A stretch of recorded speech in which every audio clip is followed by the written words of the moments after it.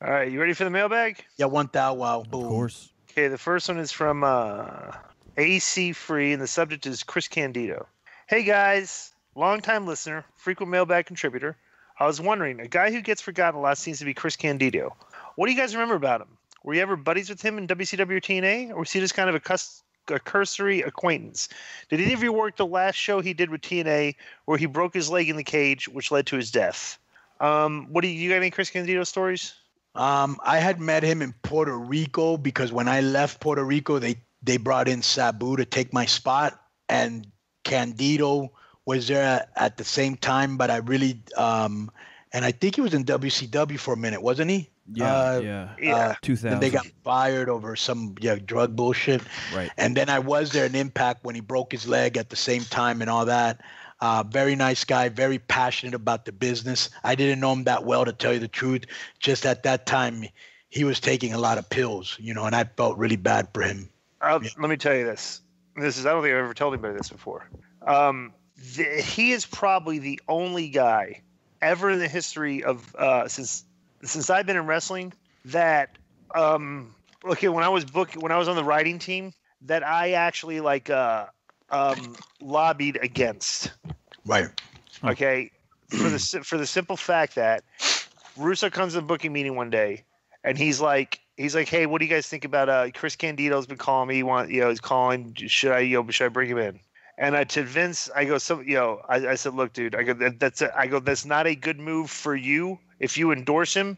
So because basically, I know I've heard stories about him, how he's like, he was doing a lot of New Bane back then. Right. Yeah.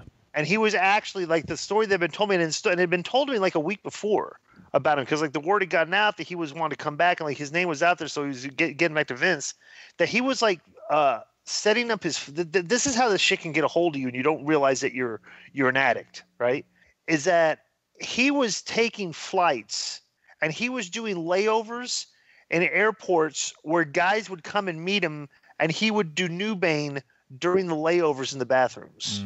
Is what it was described. Now that may not be true, but I don't know why somebody would tell me that story. You know what I'm saying? New Bane. And I was like, Vince, man, this guy. I said it. The guy, you can't. I don't. Maybe it'd be good for him to. Maybe he needs money and stuff, but bro, you can't hire a guy that's a drug addict. If he screws up, it's gonna look bad. Well, not only that, if I remember correctly, weren't they there only a couple days, and then they caught Tammy doing New Bane in the bathroom? Here's something like that. Yeah. This is the story that's always been, amongst the smart fans, if you will, in the shoot interviews, is that Kimberly Page found syringes in the women's bathroom or locker room and pointed the finger at Tammy. She, in her interview, she says she passed the drug test but got fired anyway. I don't know. But there was also a story that's when Scott Steiner flipped out on Kimberly to back up Tammy and Candido, and Kimberly left and never came back. So, New Bane was what, like a super synthetic painkiller? Yeah. Like an Oxycontin, super Oxycontin, but you injected it. That I never did New Bane, but I never did either. I don't know. I've never even heard about it since then either. You know who I read gets the blame for kind of introducing that into the wrestling culture? Let's see if this rings a bell. Nicole Bass's husband.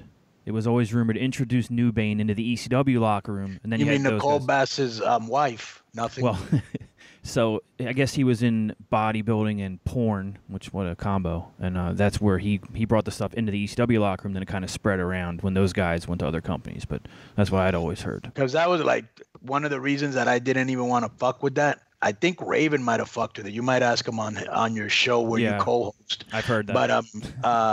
But I just felt like, bro, because that to me was supposed to be kind of almost concentrated heroin, kind of.